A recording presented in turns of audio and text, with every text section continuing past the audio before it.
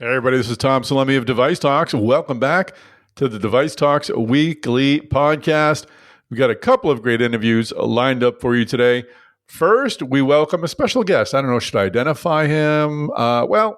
He's the CEO of the company that is mentioned in the title and is our number one newsmaker. So you can connect those dots, but we'll talk about the newest surgical robot in town. I'll leave it at that. And then a little later on, I'll speak with Chad Hoskins. He's the CEO of Phagenesis. Phagenesis has a neurostimulation therapy for dysphagia, which is the inability to swallow. It can help stroke survivors and others in the space. So interesting conversation with Chad, not only about the company, but also about his career. He's led a few twists and turns, and I always like to follow those paths closely. So I know you'll enjoy those conversations. Well, speaking of conversations, we'll be gathering next Tuesday at DeviceTalks Tuesday with our friends from Resonetics. The title of their discussion is Advancing MedTech with Custom Electromechanical Sensors from Design to Deployment. So discussion will be talking a great deal about sensors. Resonetics always digs deep, always gives a great presentation filled with insights, knowledge, and data. So I hope you'll join us on our Device Talks Tuesdays episode, which is happening at 4 p.m. on Tuesday. You can watch that for free. Just register at devicetalks.com. You can watch it live. You can watch it on demand. I should say you can register for free. You can watch it live. You can watch it on demand. You can ask questions either way, but we're starting to use the chat function on our, we started that this week on our Device Talks Tuesdays. So had a lot of great discussions with attendees to this past week's Device Talks Tuesdays. Expect we'll do more next Tuesday. So try to be live, try to be there, try to be engaged, and definitely register for Device Talks Tuesdays. Other than that, we're working on our agendas for Device Talks Boston, Device Talks Minnesota, which is returning to Minnesota on June 11th at the McNamara Alumni Center. And of course, we're working on Device Talks West, which takes place almost a full year from now. But yeah, I'm on it. I've already got a keynote scheduled, secured. So I'll be happy to bring you that news a little later on. So we're busy at work here at the Device Talks, making the best darn MedTech content and organizing the best darn MedTech conferences you could ever ask for. But you're here to listen to this podcast. So let's get this episode started. All right, you ready for this? Ready.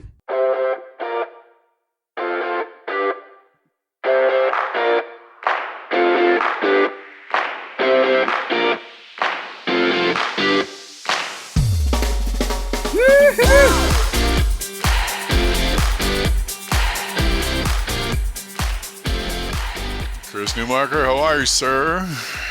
Doing well, Tom. Doing well. Happy Halloween. We're talking on Halloween today. We are talking on Halloween. It's an interesting time of year. Chris, I'm gonna get up on my soapbox. We don't normally, take positions on this podcast. We love all of our device talkers, and everyone has their own personal beliefs and followings and allegiances. But sure, I have to take this moment just to say, as a Red Sox fan, I really enjoyed the Yankees falling to pieces last night. So sorry, Yankee fans. I really am sorry. I've been there. It hurts. It sucks. But yeah, that was my life for 35 years. So as someone who's seen many Twins seasons in Minneapolis, where it's like all we have to do is just get through the Yankees and we can advance in the playoffs. Yeah, I know. Yeah. I remember those times. Like, well, go get them, Twins, and then I was like, oh, yeah, yeah. Well, okay, yeah. So, yeah, it's nice. Sorry about that, Yankee fans. Kind of. Yeah, but, it kind of sucks for you. And this is fresh off my watching The Comeback on Netflix, which just sort of. The first 2 episodes were all about Yankee fans telling Red Sox fans how we just don't know how to win, and they know how to win. So there's some built-in re-energized trauma that's fueling my comments. So I'll stop there because I really do love everyone in Device Talks land. Oh my gosh, the comeback, is that about the 05 series? 04, yes. 04. 04. Sorry. Yeah. That was a great series. Oh my gosh. It's a very good Netflix special. It's done by the children of Mike Barnacle, who was the Boston Globe columnist whose career took a left-hand turn. But his kids can make a documentary. They made another one about the Isabel Gardner Stewart Museum theft, which was very good. That's also that was fantastic. Yeah. Like, this is a robbery. Exactly. Love that. That's great. I wanted to. I'm like, oh, these Barnacle kids, they got lucky once, and then we did the Isabel Gardner Museum. I'm like, oh, right, that was very good too. Okay, I guess they're good at this. So good for them. I'm Boston happy. has some great stories. Yeah. In fact, I was listening to a podcast with I think it was one of the Barnacles, and he said, he's like, the irony is that the Isabel Gardner Museum is like 200 yards from Fenway, so both of their documentaries came like within this square mile of Boston, so that's just 1 square mile. They should do a Big Dig documentary next. That'd be great. So maybe like 50 episodes or something. Yeah, thanks for the Big Dig, by the way. That was great. The $13 billion or whatever it ended up costing. It's helped. It really has helped a lot. So we're grateful, America. Thank you for that. Well, sometime you can get me to go on and on about the Southwest Light Rail project of Minneapolis. That's that should be a documentary. That's just gets sizzle written all over it. So, I mean, come on, it's easy to tunnel under some lakes. It's easy, and the train's going to come up out of the lake, and like anyway. We do it in Boston. Hey, the Sumner and Callahan Tunnel, they go under the Mystic River. I mean, it's lots of cities do it. New York. I love civil engineering. It's great. No, it's true. It has been done many times, and it has been done a long time ago, so I don't see any reason not to do it again. And it's nice to see us doing it again in America. Like, let's build some stuff. That's right. Let's build some stuff here. So anyway, all right. That's my soapbox. I don't want to offend anybody. It's nice that the one, other than also being major medical device hubs, both Boston and Minneapolis both have baseball teams that hate the. I mean, you just have that. Like, the Yankees, like, woo, go down, like, go Dodgers, that's great. And I don't think the Santa Clara. Glad we could share that, Tom. Yeah, we finally have united on one cause. Speaking of baseball in Minnesota, Minnesota Device Talks Minnesota happening June 11th, right. And as I think you mentioned on the podcast previously, if not, maybe it was on Private Conversations, but. The Twins are playing, I think, the Rangers those 3 days, including a day game the day after Device Talks Minnesota. So we're going to be going to that afternoon game, I think. So if Device Talkers want to join us there, by all means, reach out. We'll have a party. Yeah. Let's figure it out. That'd be awesome. I don't know what that's going to look like, but and I'm sure marketing's going to be like, what did you say on your podcast? But let's figure it out. That'd be cool to hang with folks. I'll get one of those Karma Chuck's sausage sandwiches I always like to get at a Twins game, or maybe turkey to go. I like turkey to go too. That's a good stadium food. But I will buy a beer for every person who comes up and says Newmarker's Newsmakers at that baseball game. Oh my gosh, sounds great. There you go. All right. Love it. Come to me and say Newmarker's Newsmakers. I'm buying you a beer. Or a beverage. Are you going to buy them a craft beer, or are you just going to get them a Miller or a Bud? Get whatever beer they want, man. Whatever beer they want. Yeah, want a good Summit. Absolutely. I don't. Yeah, no. I'm a simple man, Chris. I don't really need many luxuries in life, but when I drink beer, I'm particular. Beer and coffee is the one area in life, 2 areas in life where I don't compromise. So you're not one of those like baseball fans. It's like at a ballpark, I get the Bud or I get the Miller. Or if that's what's available, I'll obviously take it. But I'm one of these like, well, is it hoppy? I'm that guy. Like, how hoppy is your IPA? I'm that guy. Is it an IPA? Is it a hazy IPA? I still don't know what that means. Hazy IPA. I mean, I know what it looks like, and I know it makes you pucker until your eyes cross. But yeah. But anyway, it's delicious. Yes. So Yankee fans, sorry. Dodgers fans, congratulations. Twins fans and Red Sox fans will sit behind and just kind of snicker. And feel a little Schadenfreude at the Yankees. A whole lot of Shad and a whole lot of Freud for sure. Yeah, absolutely. Sometimes we just get those little joys in life. Anyway, do you have any news for us, Chris? Yes, we did have MedTech news this week. The Newmarkers, Newsmakers. So let's get rolling on this. And whatever you just heard, Tom and I say, I'm sure he edited the heck out of this to make it a lot shorter. It's all pure gold, but we'll see what remains. It's good stuff. What is number 5, Chris Newmarker? Well, number 5 on the list, we've got news from Medtronic. They had positive long-term outcomes with their Simplicity Spiral renal denervation system. I mean, it was a long road for Medtronic to get it approved. They finally got landmark approval for the system in last November, so nearly a year ago. But I mean, Medtronic looks at this as a multi-billion-dollar opportunity. High blood pressure is extremely difficult to control, especially with the pharma, making sure you have the right pharmaceuticals, and this is increasingly appearing to be like a really good option. That maybe you just get this minimally invasive procedure where you get something zapped and to treat your hypertension. Yep. And we were fortunate enough at DeviceTalks West, and this is actually the first time we've had a podcast since DeviceTalks West, which went very well. Yeah. People had a really great time. It was fantastic. And we had Jason Weidman, who of course leads this business at Medtronic, give a presentation about the power of persistence. And this is an area that the technology that's going to be applied to other areas as well. So it's nice to see MedTech sort of lending an assist to people who sometimes really have no other options, or they're just facing a lifetime of expensive drugs, and sometimes a procedure can make things make things somewhat better. So great news from Medtronic for sure.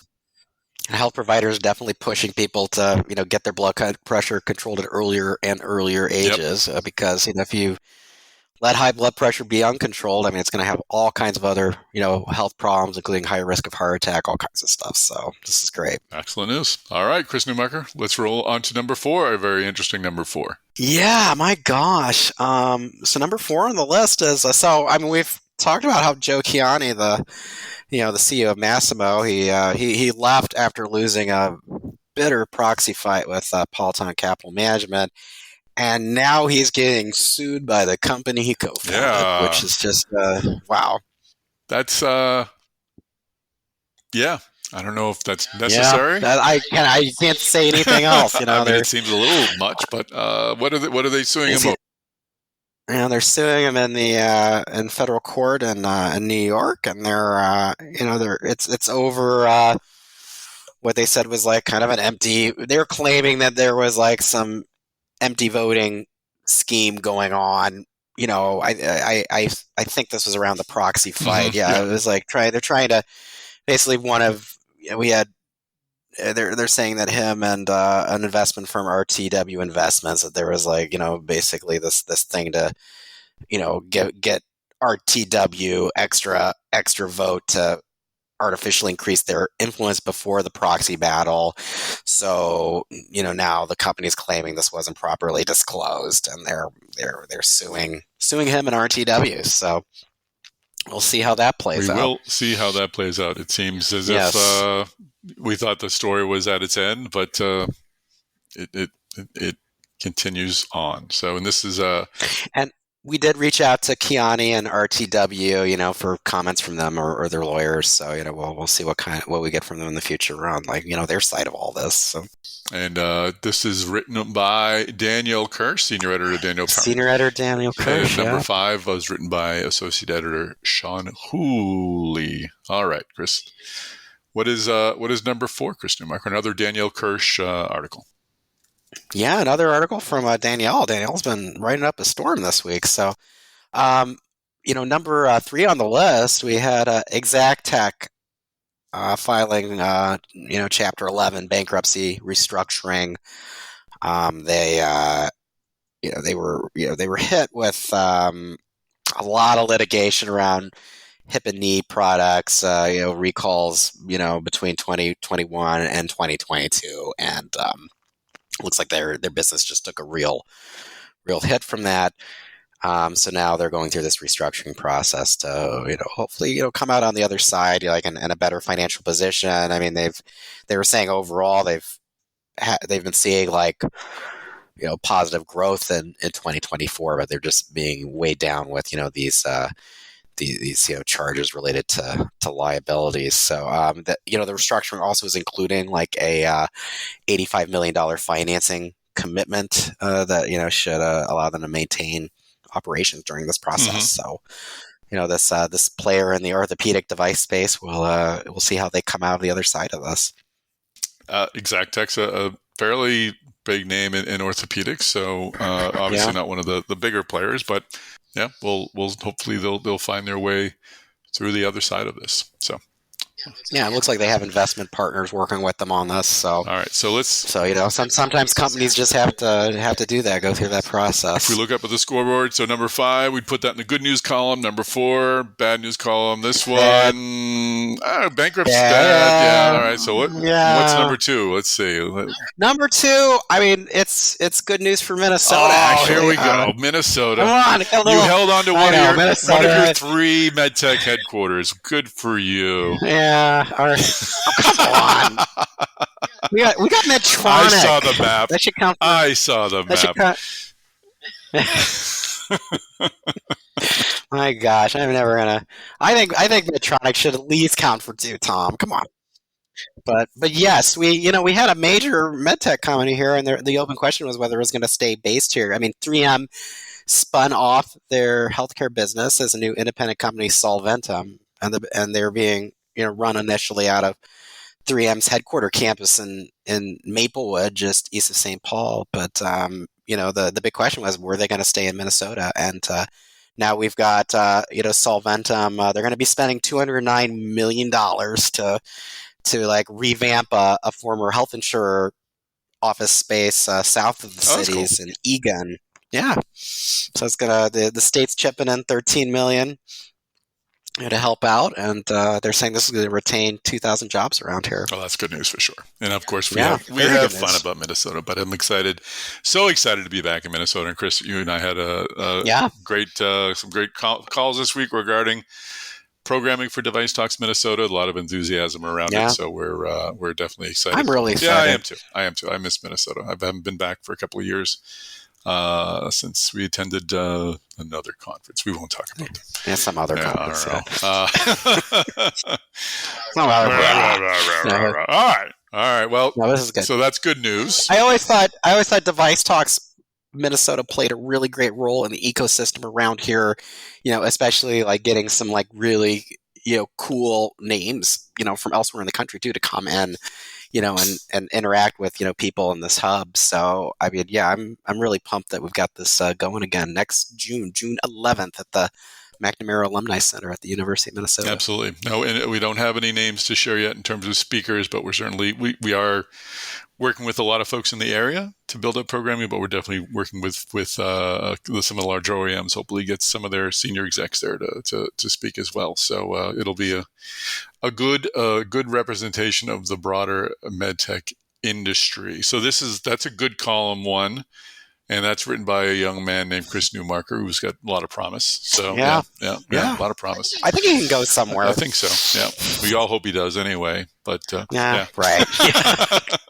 But somewhere else. Somewhere good. Whoa, Tom! Whoa! Just having some fun. Cool. I'm not a Yankees fan. No, you're not. What did you grow up with rooting for, by the way, being in Ohio? Were you an Indian fan, or did you have a team growing up? Indian, or Indians, Reds? You were kind of in the middle, right? Indians. Okay, closer.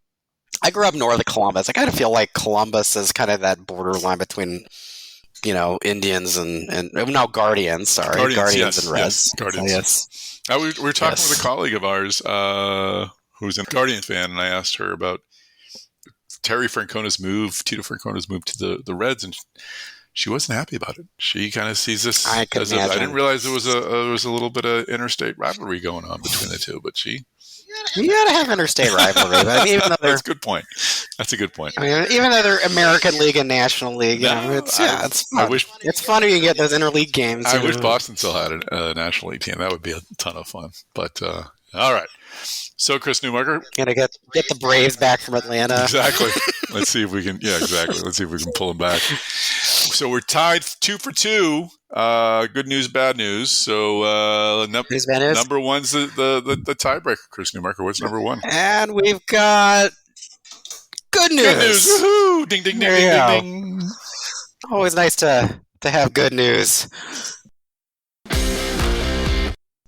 So we have number one on the list from Sean Hooley. We've got Distalmotion winning an FDA nod for their Dexter surgical robots. So we've got another robotic system approved in the U.S. here. Yes, well, I'm certainly glad that Distalmotion is your number one, because we just happen to have with us in studio Greg Roche, the CEO of Distalmotion. Welcome to the podcast, Greg. Thanks, Tom. Great to be here. So we've got some great news from Distalmotion. Congratulations on your FDA approval of Dexter. Before we get into that, though, earlier on in the talk, Chris and I were talking about the World Series. You're a Cleveland area person. Are you a Guardians fan, I imagine? I am a Guardians fan with a big dislike of the Yankees. So what was the most positive news for you this week? Like your robot getting an FDA nod, or the Yankees going down in flames? What do you think? I think the de novo approval slightly edged out the Yankees blowing the lead last night. Yeah, for sure. But just ever so slightly. Slightly. Yeah. Remember, I always tell people Cleveland's payroll is a third of New York's. So I wish sometime baseball might think about changing that. Well, as a Boston fan, I disagree with that entirely. I just wish my team would spend the money that we're giving them. But anyway, we'll move on. So let's go to the other news of the week, your FDA approval of Dexter. Introduce our listeners. I know you were on the podcast earlier this year, but remind folks about your Dexter robot. What makes it special? Yeah. So, Distalmotion has been in existence now going on 13 years, which I think most people don't know. So there's been a lot of time and thought into what Dexter is. Dexter is a soft tissue robot, that will play in the abdominal space, focused on urology, gynecology, general surgery. We do all of those surgeries currently under our CE mark in Europe. And then, this week we received our first indication approval under the de novo umbrella. So we got marketing authorization this week for inguinal hernia repair in adults, which is defined as 22 and older. And can you talk a bit about the robot itself, the structure, what it looks like, and how it's different? So we've got... It's funny that you say you've been around 13 years. We talk about Mira and virtual incision like it's a new startup. That's been around for 15 years. Like all these startups that have been around for over a decade are entering our peripheral vision of surgical robotics. It takes so long to hit milestones. Like we're the only industry where it's like we have companies that are over a decade older, still calling them startups and stuff. So yeah. I think you go from startup to scale up to a commercial company. That's kind of the genesis. But yeah, to answer your question, Tom, Dexter is small form factor. So when we think about the typical form factor of a robot, you have modular designs, and then you have the boom mounted robots. Ours is modular in nature. Very small, very compact, easy to move. But it also, one of the big differences for us is the surgeon is sterile. So the surgeon sterile at the console has incredible access to the patient. I always say that Dexter integrates into the workflow of a laparoscopic surgeon, provides the benefits of what a robot typically does, which is, the ability to work in confined space with wristed instruments and make suturing and dissection much, much easier for them. So it does all of that, but also gives them the benefit of getting to the patient. And we think there's some big applications down the road for having that type of access, in what I'll say are the budding sites of care in the ambulatory surgery centers here in the U.S. and outpatient surgical hospitals. We have a single-use instrument, so we, again, we know in those sites of care, sterilization can be a burden, and we tried to remove that. And now that we got the first approval, obviously we're going to go out and do a bunch of hernia surgeries, and we'll continue with the FDA, which has been a great partnership for us to try and drive indication expansion over the next year and a half, 2 years, so that we can make this product, which I think is incredibly important for both surgeons and administrators to make it be able to be utilized across all three verticals of surgery that I mentioned before. So what is the significance of the surgeon is sterile? And what is that difference from some of the others out there, the market leaders? We won't mention names, but why is that? What does it mean, and why is that important? Yeah. So I think number one, it's an incredible safety feature, right? So if you need to get to the patient, you don't have to break down the robot. You can move it away in seconds, literally seconds, and you can address things, from a laparoscopic perspective. So it's incredibly safe, and that's demonstrated. We've done 1,300 plus procedures in Europe, and we have not had a major adverse event, which I think is really, really unique, and we're really proud of. So it's incredibly safe. The other thing is when you're adapting robotics, you can learn at your own pace. So we see a lot of our surgeons that implement robotics in 30% of the case, then 50, then 70, and then 100. So it allows them to do the things that they know at first, and I call it kind of the double parachute effect, right? You're not just jumping out of a plane. You really are jumping out of a plane, but have some backup. So it allows easy integration for them. The workflow, that's one of the things we really tried to focus on is not, make the workflow simple and also make the workflow adaptable to a laparoscopic workflow, which is why I say you integrate Dexter into the workflow of the surgeon. And the final thing I would say is it allows surgeons to use what we feel are best-in-class complementary products. So there are great companies relative to stapling, advanced energy, visualization, advanced visualization, so ICG.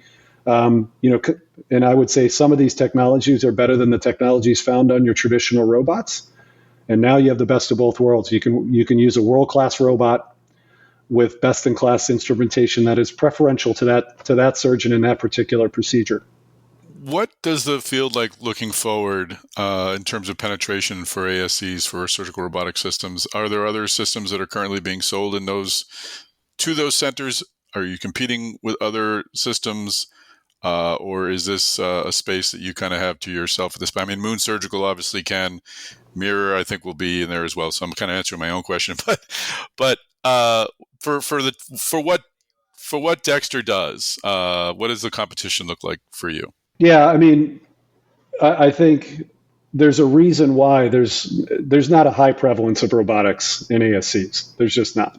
Are there robots in ASCs? Yes, there are, but the rooms are big. There's a lot of barriers: cost, personnel, sterilization, size. So form factor.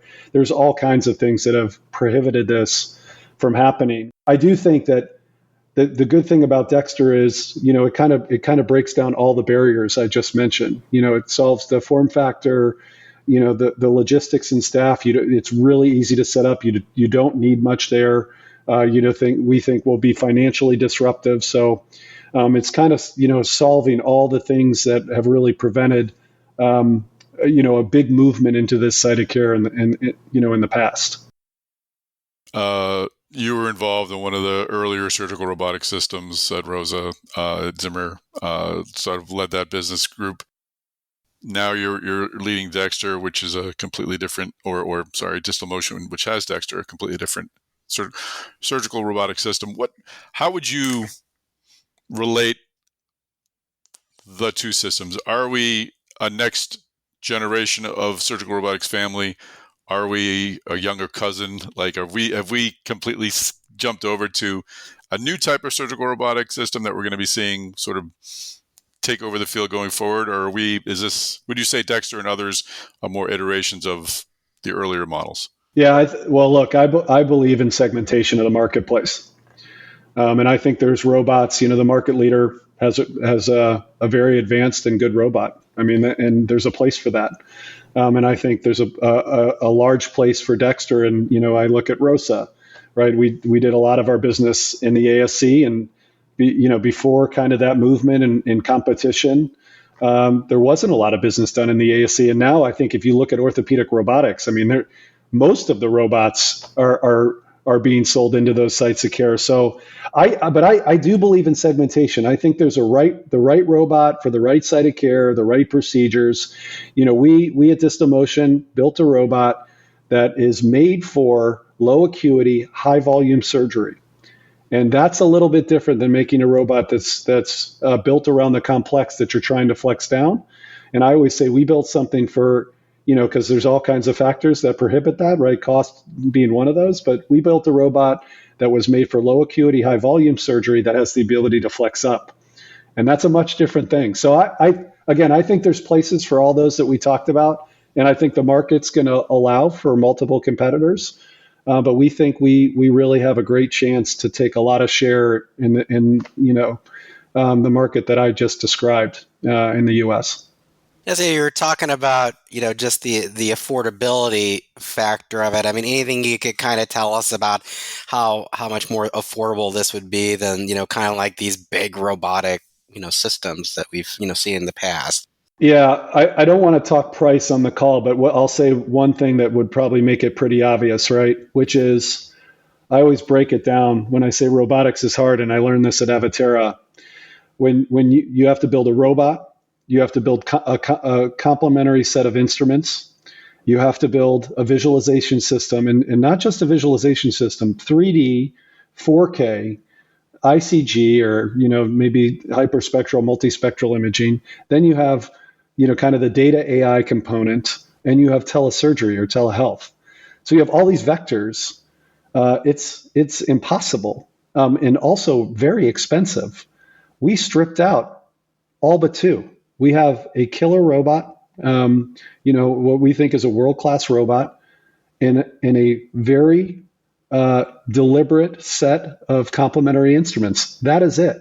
Now, will we expand later on? Of course, there's areas in digital and things that we're interested in.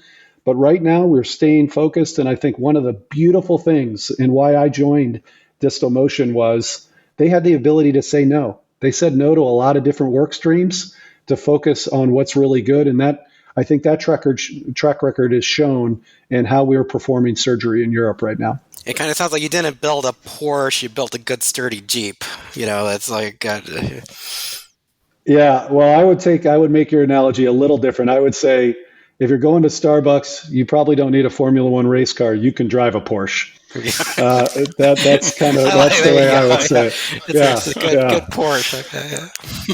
Okay, Excellent. All right, Greg Roche. Well, congratulations, and hopefully we'll have you tell Distalmotion's story at a DeviceTalks event next year. We'd love to have you back. Yeah. Thanks. Thanks for your time. Look forward to it, guys. Thanks so much. Yeah, great to see you, Greg. All right. Well, thanks again to Greg Roche for joining us. Just a bit of a programming note. Greg did not sit in on the entire Newmarker's Newsmakers. He obviously came in at the end. I just wanted to make that clear. Second programming note, we're going to have our next interview with Chad Hoskins of Phagenesis. I hate bad audio. It's just a pet peeve of mine. I hate when podcasts have bad audio. If you want to know what makes a good podcast, there are lots of things that make a good podcast, but one of them is having good audio. All that being said, somehow I didn't push the right button or whatever not on this next interview, and I use the internal mic for my side of the interview. I think Chad sounds fine, but I sound muffled, and I'm just cheesed about it. But I just wanted to give you a heads up. I also cleared my throat a few times because I remember having some kind of cough or something, and I got most of them, but there's one or two left in there for you to enjoy. So pardon the bad audio coming up. I hate it. You'll, I hope, be able to hear past it and enjoy a great conversation about a medtech career and about a very cool company. All right, let's go. Well, Chad Hoskins, welcome to the podcast. Thanks. Really great to be here. I'm really fascinated about Phagenesis and about the area you're focusing in. I'm been increasingly drawn to sort of med techs that are treating people after an event like stroke, where we talk a lot about stroke companies. I think it's great that we're spending more time talking about the people who've had strokes and helping them regain what they can of their as much of their lives as they can, as we can help them regain. So I want to get into that story, of course, but anyone who listens to this podcast know that we like to start off with the people on the podcast and learn a bit about their path into med tech. So Chad, how did you find your way into the med tech industry? Yeah, I was a failed pre-med in college. So I have a long family of physicians. Your poor mother, I'm sure she's still talking. Well, actually, my father. I'm the first generation male not to go into medicine between both my mom and dad's families. Oh, so, really? Was failed, but it was always interested in healthcare. You know what I mean? And like when I was in high school, I actually followed around a cardiothoracic surgeon for 4 or 5 weeks watching open surgeries and was just always sort of driven towards the healthcare field. And so actually started out of college as a pharmaceutical sales rep. So carried a bag for Alcon Labs for a while, which was at the time an independent standalone ophthalmology company. Ended up doing that, sort of spending time there and deciding, okay, what am I going to go do next? And went back to grad school. And it was at grad school, I'd been in the pharma world and I liked healthcare. I liked the business side of healthcare. But I just found pharma a little big and a little slow for me. And so was drawn to devices and med tech in particular, just because as you know well, right, the product cycles are different. The impact you see with patients is different. The ability to get hands-on is different. So as part of that, as I was in business school, I was looking at opportunities and ended up at Cordis Endovascular, actually for my summer internship during business school. And so part of the J&J umbrella, that was really how I sort of got my first entree into medical devices. Just looking at your education, so I see Georgetown undergrad, but Columbia University Master of Public Health, and then Wharton, your MBA, two master's degrees, huh? You just trying to make up for not getting into not going to medical school. I was like, Dad, I can get a graduate degree. I'm okay.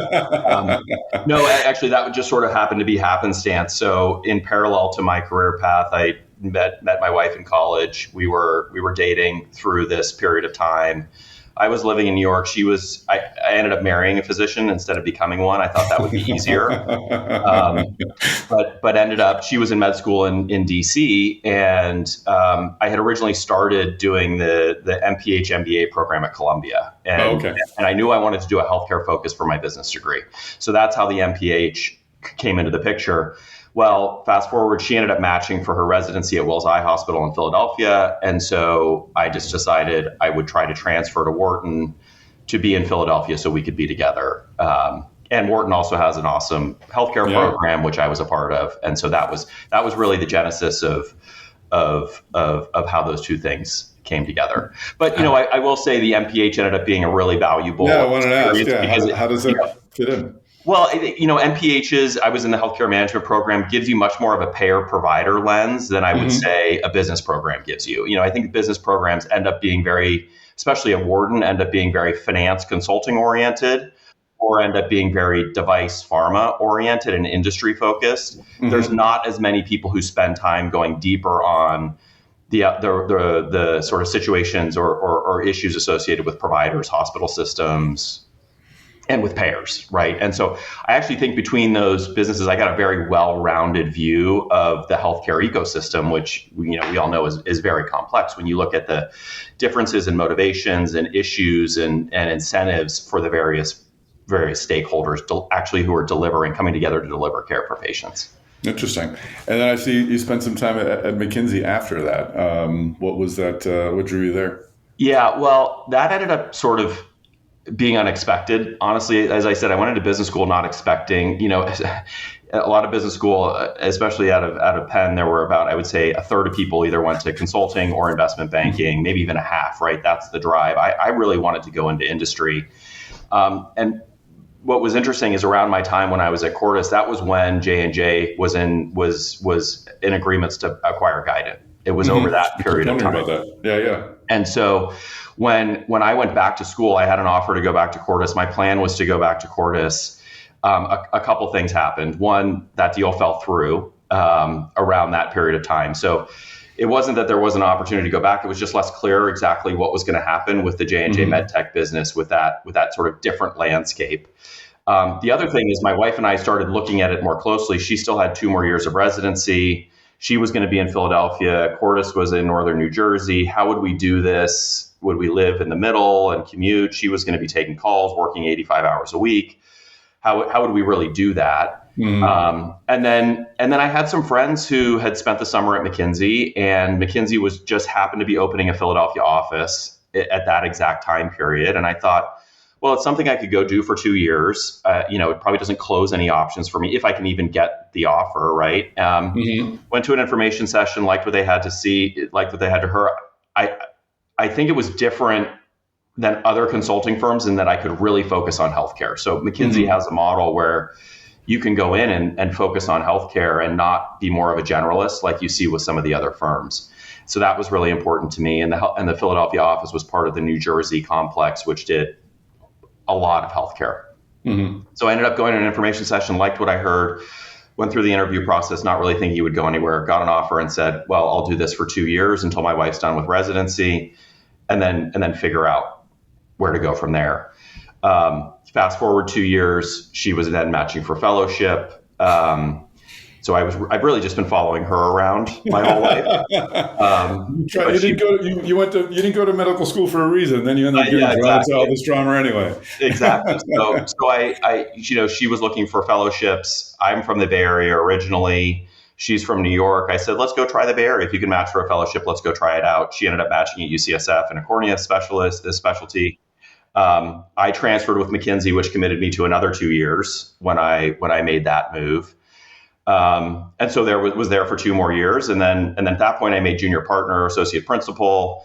And so I said, I had always said to myself, I'm just 2 years and I'm going to go do something different. Well, the next 2 years I'm going to go do something different. And then I got promoted and I said, well, I'll figure out, do I really want to be a partner here or not? Because I think once you commit to being a partner, it's 5 years plus.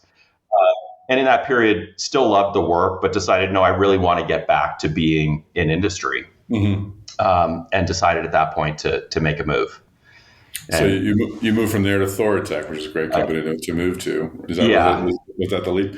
So what was it that drew you there? And you spent quite a number of years in cardiac, it seems. So I did. I think there were a couple things. One, just a really interesting space, and a really interesting patient population. I was drawn to especially at that period of time, LVADs had been used for bridge to transplant for a long period of time. But the idea of using this as destination therapy for patients who were never going to be eligible for transplant, but needed something, was something that was really important to me. And I think it's a theme that I've sort of started to look back on and realize the things I've been most excited about and passionate about are technologies that are truly paradigm shifting.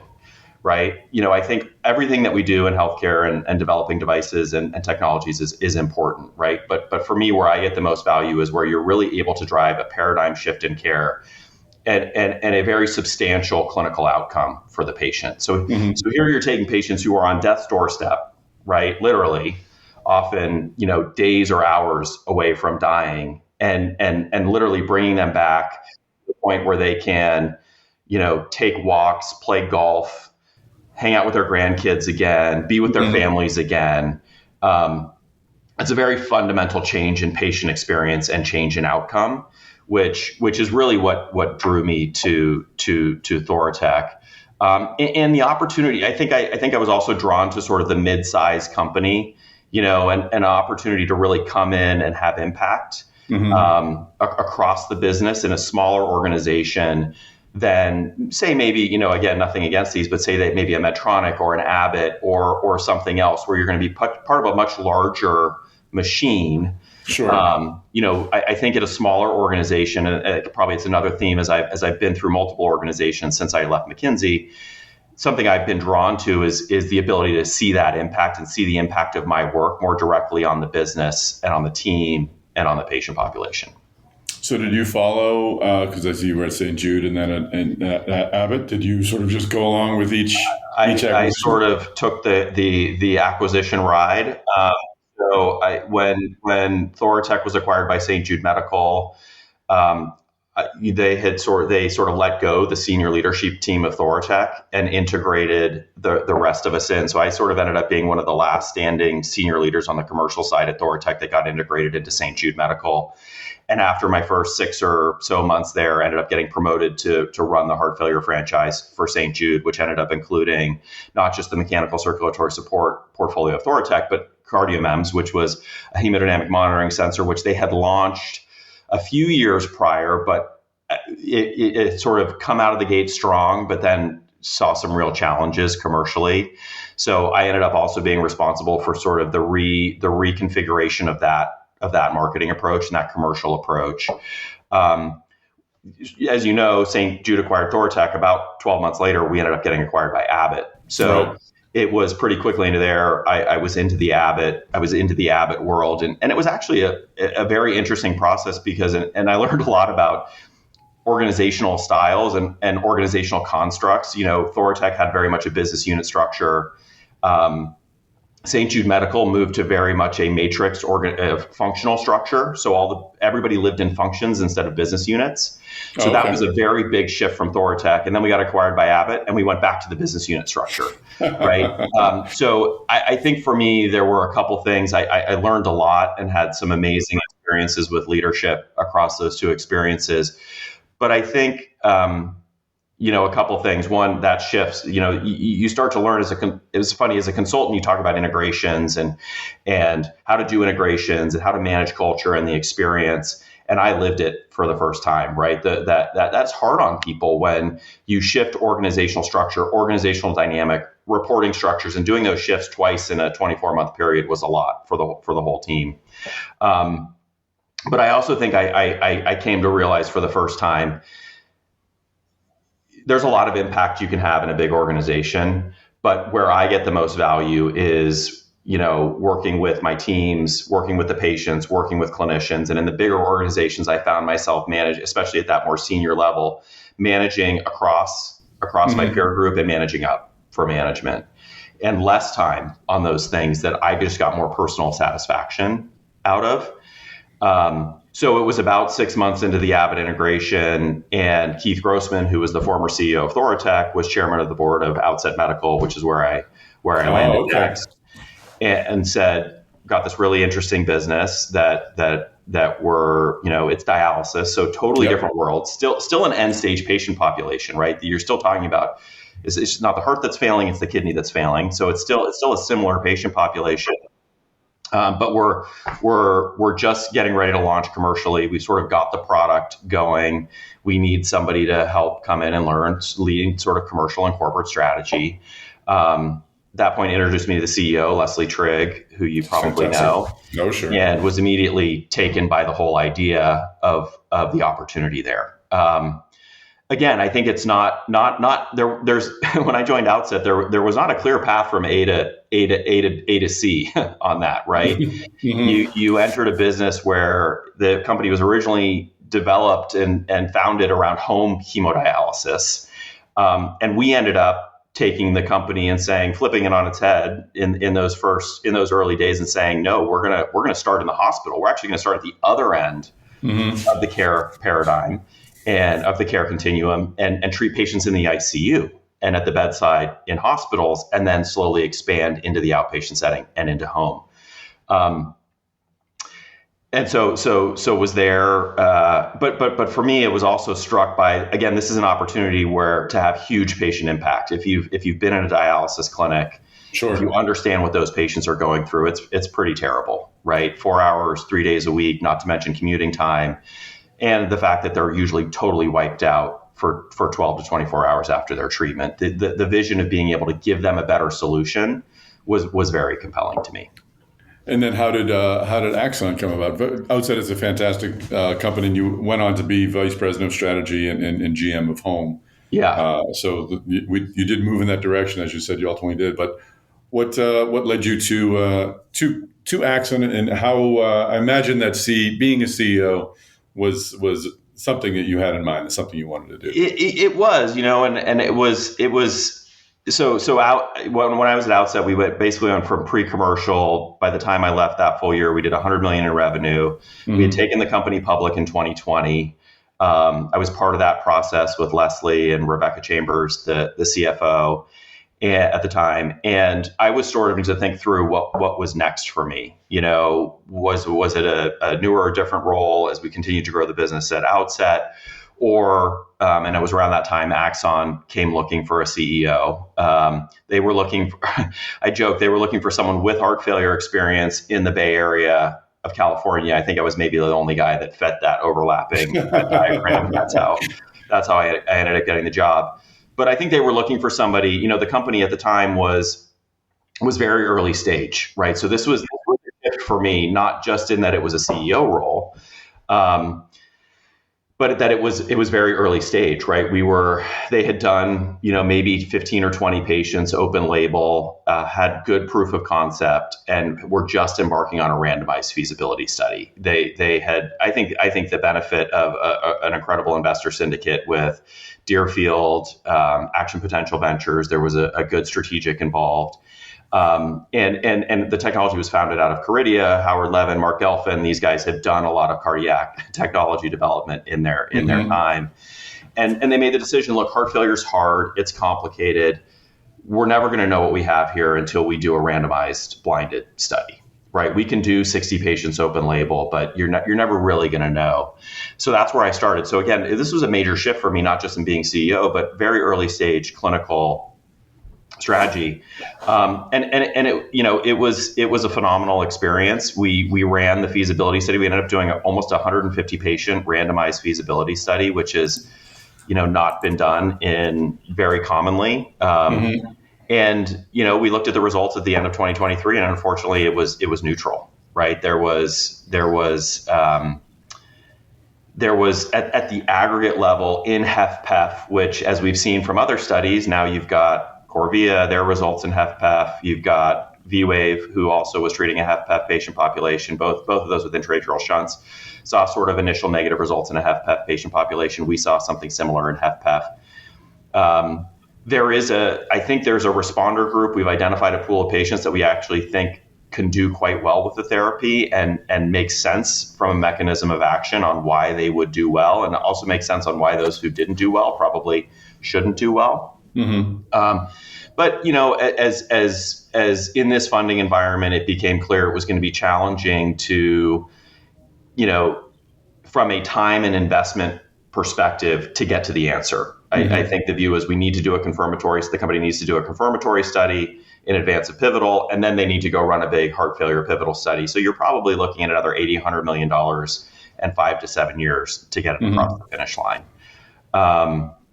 And so it was around that time sort of realizing that's where we were going to be. And I think the syndicate figuring out we probably got to do something different here to figure out a path forward, that Phagenesis, sort of came out and was looking for someone in the US to drive commercialization in the US and sort of lead the business into the next phase. I want to get into Phagenesis next, but I just want to understand what is, as far as all the experiences you've had in your career, I have to think that moment of where you have decided that this path is not a path forward you can follow at the moment, that probably is among the most educational, I would imagine, really to reach that point. Well, I think that whole process and the broader impact of you have a company of people, you get a negative trial result. It's one thing if you're at a very large organization, right? Yeah. And that's part of business, and people will move on to a different project, right? When you get that at a company of 20 people, that's a very different experience. So learning how to manage that in that process, where we had to lay people off and start to rethink about how we're going to reconfigure the business there was a ton of learning in all of that, which is very hard and difficult. But it did crystallize for me as well.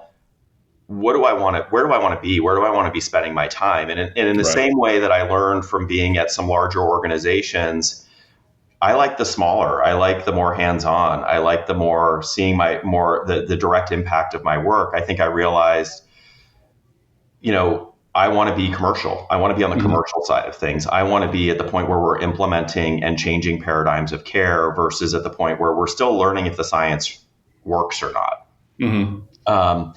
And so I think that moment for me, that time at Axon was a huge learning in that respect, right? That, finding this model where you're still early enough that you're going to see the impact of your work on patients day to day, but late enough that, it's not so early that you're still trying to figure out if the science works or not.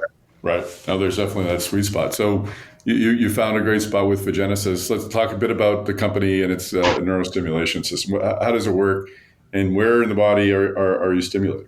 Yeah. So it's a really simple procedure, and maybe I'll take a step back. I sort of first heard about this. I was a little like, oh, this is interesting. How big is this patient population really? What does this really mean? I had personal experience with this because my mom had a stroke a couple years ago, and she had dysphagia, which is essentially trouble swallowing. Right? She had trouble swallowing after her stroke, and I saw the impact that had on her in terms of, one, just trouble eating. Eating is one of the most basic things we do. Sure. But two, her trouble eating translated into her lack of desire to go out and do things. You think about the things we do socially, a lot of that's around food and meals. Sure. And she didn't want to go out to eat anymore. She didn't want to go out with her friends anymore because she was having trouble swallowing. So I saw not just the impact on her from a physical perspective, but an emotional perspective as well. So it became a really, that sort of triggered for me. This is a really big problem. And I think when I started digging into it, I didn't realize how big a problem it really is. Mm-hmm. In stroke alone, over 50% of patients have post-stroke dysphagia that's persistent, and it's independently correlates with all kinds of terrible outcomes in terms of higher mortality, longer lengths of stay, higher risk of ventilation, longer ventilation, pneumonia, all these terrible, terrible things, which drives a ton of cost and complexity in the healthcare system.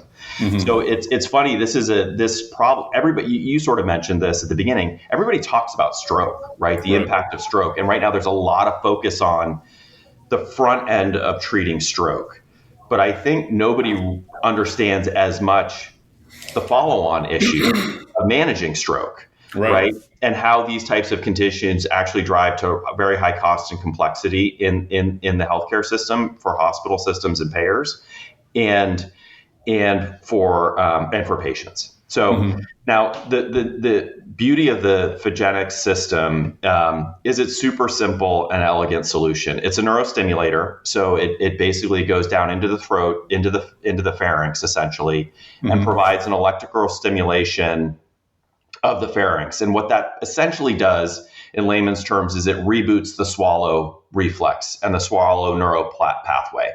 So if you think about a stroke, traumatic brain injury, or even prolonged ventilation can lead to sort of a jumbling of that pathway. And I think of this as like the Control-Alt-Delete or rebooting your router, right? It improves neuroplasticity and reboots that pathway so people regain their native swallowing reflex and function. It's no implant, so you don't leave anything behind. There's no surgical procedure required. And the beauty of it is it's built into the existing workflow for these patients in the hospital. So, the company was founded out of the University of Manchester. Shaheen Hamdi and Connor Mulrooney were the original founders. Connor's still our COO, and Shaheen's still chief scientific advisor. What they decided to do is they decided to build a nasogastric feeding tube into the neurostimulator. So most of these patients are getting a nasogastric feeding tube today because they have nutritional deficits because of their inability to swallow. So they built that in. So patients are getting a nasogastric feeding tube. It's placement of this type of device is part of the standard of care anyway. And all that's required is the patient gets 10 minutes of treatment, 3 to 6 days, and it helps regain their swallowing function with the intent of, improving swallowing function, improving nutritional intake, which then should result in reducing the need for reintubation, for permanent feeding tubes, potential to reduce aspiration pneumonia, and improve the likelihood of the patient being discharged into the home setting as opposed to being discharged into skilled nursing or long-term acute care. So is the nasogastric tube, is that implanted immediately after the stroke and during the time in the hospital, or is that something that, and is it removed before they're discharged someplace, or is that? I mean, it's sort of, it varies depending on the patient's need, right? Yeah. So these can be placed sort of immediately after the stroke. They can be placed as part of a ventilation tube, an intubation as well. And it sort of depends on the model of care. The intent would be it gets placed, the patient gets treated, right? And then you're able to remove the tube. They're swallowing under their own function. And then they're able to be discharged without the need for a permanent feeding tube, which is increasingly common here in the US and leads to all kinds of problems and an increased likelihood of discharging them to home. So I assume that your stimulation would be a permanent implant that would be used, controlled by the patient, used to help with the swallowing process, but it's not that at all. It's more of a physical therapy, almost sort of. That's actually a great way to think about it. It's physical therapy that doesn't require a patient to participate, right? So, one of the things I remember from my mom's stroke was all the neurologists and all the therapists said most of her function, speech and swallow, is going to come back in the first 30 days, maybe even the first 2 weeks. And it's going to be highly dependent on how much work she puts in to the rehab. Okay. Right.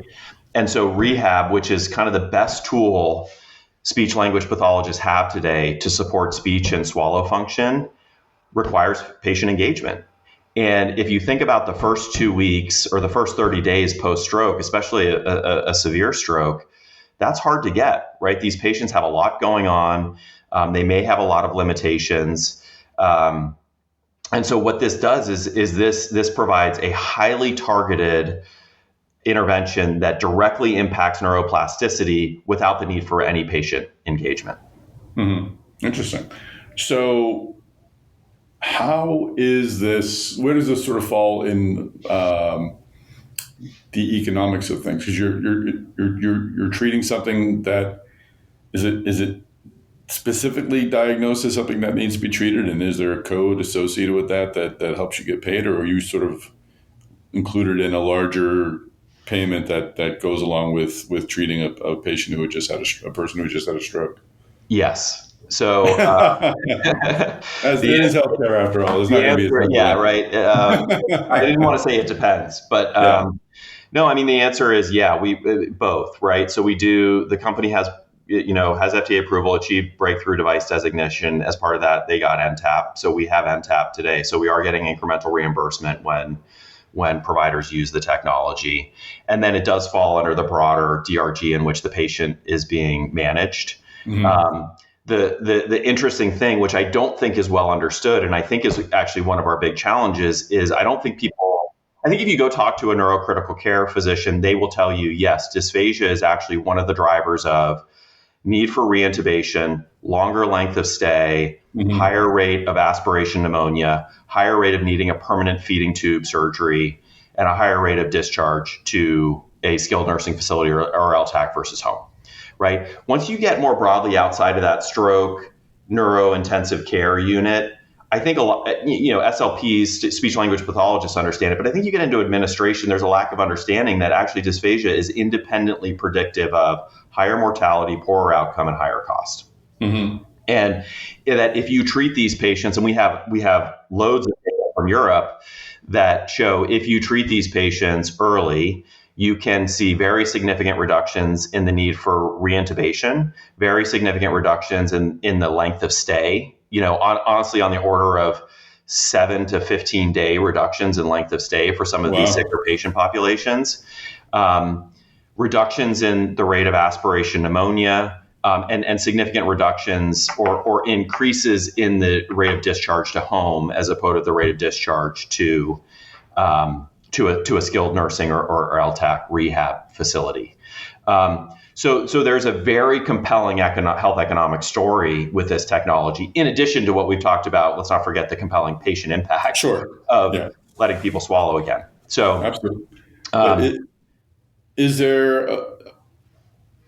this evident? Is the need evident in certain patients who have had a stroke that this person will need treatment for have compromised ability to swallow, or is it something that every patient should be given just as a preemptive measure to No, I think it's not every patient. I think I think there's definitely indicators, and we're still figuring this out too, right? Yeah. By the way, but I think there's indicators around depending on location of the stroke in the brain can be more stroke location can be more or less predictive of likeliness of dysphagia.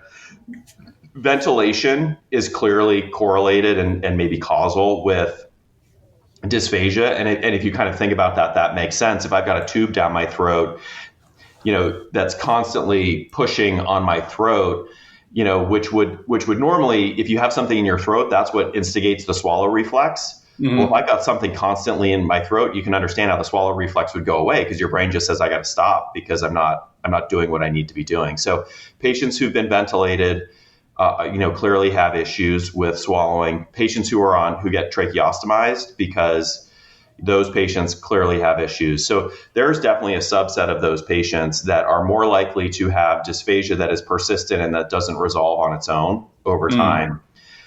And those patients are also the patients, by the way, that are the most costly and difficult to manage for providers, right? Being able to extubate someone, and if they can't manage their secretions, if they can't manage their saliva, you have to reintubate them, right? And I didn't realize, I think about swallowing as being important because you can eat and you can drink and you can do all these things, provide nourishment. If you can't swallow, you can't breathe, right? That's the other thing. So it's almost as important as breathing, because if you can't swallow, if you can't manage your secretions, you can't breathe on your own. Yeah. So it becomes, those patients become incredibly difficult to manage for these hospitals. Do you have a precedent company, something? This is a unique problem and a unique way to treat it, and sort of, I think, a unique life cycle for a medical device. Is there another company out there that's had a similar experience, a path that you're following toward commercial acceptance? Yeah, I think there's a lot of. I think there's definitely other analogs. I think the one that's maybe most obvious, which is a little bit different, is Ceribell is in a similar world, right? Where it's neuro, it's ICU. They're trying to demonstrate that using their technology to sort of triage seizure and other issues earlier can help reduce cost of care, length of stay, and all of these other things, right? Mm-hmm. So I think they're very similar to what we're doing. We run into them a lot in as we think about our who we're talking to and who we're selling to. So I think they're probably a good analog of what's required here. Who are you talking to and who are you selling to? Are you talking to hospital administrators who see the benefits of a shortened stay? Are you talking to the physicians? I think this is, I think the other way to think about this is a almost like, I don't want to say it's as complicated as implementing a new service line, but I think what we're learning is that, especially here in the US, where we've just still got very early commercial experience, it is very much a multi-stakeholder sale, right? Neurology is important. They're managing the patient in most cases, neurocritical care. They're managing the most difficult to manage of these patients. They see the impact on a clinical basis. I think typically we're seeing speech language pathology is involved in sort of truly identifying and diagnosing patients and level of swallowing dysfunction. And right now they're doing the treatment. And then administration's critical for us to be able to articulate the value and how we're going to drive value for the institution, health economic value for the institution. So I think about this as like, it's probably more, rather than just we're selling a disposable, it is a bit more of, more of a capital-like process or a program implementation-like process where we need to bring the various stakeholders together to understand the impact this condition's having on their institution. We've got data that shows in this institution, patients with dysphagia can be costing as much as $15,000 to $30,000 per admission more than those who don't have dysphagia. But I'm not sure people are totally aware of dysphagia as an indicator of that. And then demonstrating how we can help them solve that problem, right? Reduce length of stay, improve outcomes, and improve their health economic outcomes for the institution. And if someone has dysphagia after suffering a stroke 6 months ago, a year ago, or more, is this something that can help them, or does it need to happen right away after the? No, we've actually got data pretty far out, which is one of the interesting things. I think most people think about these types of benefits. Like I've said, most of it would say, hey, what happens in the first 30 days? We've actually shown real benefit after people have even been discharged from the hospital or in the outpatient setting. And so we're exploring that. It's likely maybe a slightly different care model, how you administer the treatment on an outpatient basis versus an inpatient basis. So we're really focused in the acute care setting for now, because we think and we've seen that's probably where we can deliver the most health economic value. But I think there's no question that as a sort of phase 2 growth for us is how do you then expand into that outpatient setting, post-acute care, outpatient, right? You also have a lot of patients who are sort of languishing in LTACs and skilled nursing facilities because of swallowing dysfunction, right? So that's another phase of growth for us. But I think, you got to pick somewhere to start. You got to pick a beachhead. And we know that we can create the most value, probably have the largest patient impact if we can solve the problem earlier in the continuum of care rather than waiting to solve it after all these other bad things have already happened, right? After they already have a permanent feeding tube, after they've sat in long-term acute care for months and they're home. The setting trajectory sounds a bit like Outset, where you said you focused on intensive care and then moved outward. Is that? I would say it's similar. Interesting. And just finally, the financials. You closed on a $42 million Series D. Were you involved with that at all, or did you? I was not. The former CEO Ryan did all the hard work on that one. But and I have to say the company's in a phenomenal position just in terms of where we are from a regulatory approval perspective, where we are from a clinical data perspective in Europe. And funding, right? So over $40 million to sort of get us through this next phase of growth with an amazing investor syndicate. I mean, it was also one of the things that was really attractive. You've got, EQT Life Science Partners, Sectoral, Affiliate in their Cardiation enterprise, which is partnered with the AHA, and then out of the UK, British Patient Capital and Northern Gridstone, who are very sort of mission-driven organizations. I feel like we've actually got a really nice balance around the boardroom of an investor syndicate of, financial and mission-driven investors who are both about, how do we improve things for patients? How do we deliver better care? How do we improve the lives of our providers as well? But how do we do it in a financially responsible way too? So I'm super excited about the syndicate we've put together that's really enabling this next phase of growth. That's great. And what is next? Just to recap, what are the next few years look like for great question. I mean, I think there's a couple elements of this. One, I think is really driving a better understanding around dysphagia and the impact it has, not just on patients. I think everybody gets that, but I think what is not fully appreciated is, how this really drives a ton of cost and complexity in the healthcare system. And we can all do better, right? There's already a strong base of business in Europe. And I think it's really around building that in a responsible, sort of thoughtful way about how do we expand the circle that we're treating in the European market. And then it's really, cracking the code on the U.S. market, right? And as I said, while they've had FDA approval for a little while, and while we have NTAP, the funding really has just started to enable expansion of the commercial group in the U.S. And so it'll be really about building that commercial and expanding the commercial presence in the U.S. But then also, as I mentioned, we have a ton of clinical data. Most of it is European data. And U.S. physicians and clinicians don't appreciate European data I'll just say as much as they do U.S. data. And so really in parallel to that commercial expansion and footprint is really around how do we sort of continue to build the clinical evidence around the use in the U.S. care model, which is different than Europe. And so building that out. So I think those are sort of, as I think about it, really the three pillars of growth is how do we drive a better understanding of the impact this is having on people today and leverage that to continue to drive growth in Europe and really build the U.S. footprint on a go-forward basis. Fantastic. All right.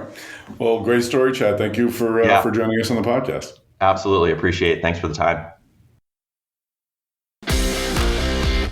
Well, that is a wrap. Thanks so much for joining us on this episode of the Device Talks Weekly Podcast. Once again, join us on Tuesdays for Resonetics Device Talks Tuesday. The title of that is Advanced MedTech with Custom Electromechanical Sensors from Design to Deployment. Resonetics always puts on a great show. I hope you'll join us there. Also, Device Talks Boston registration is open.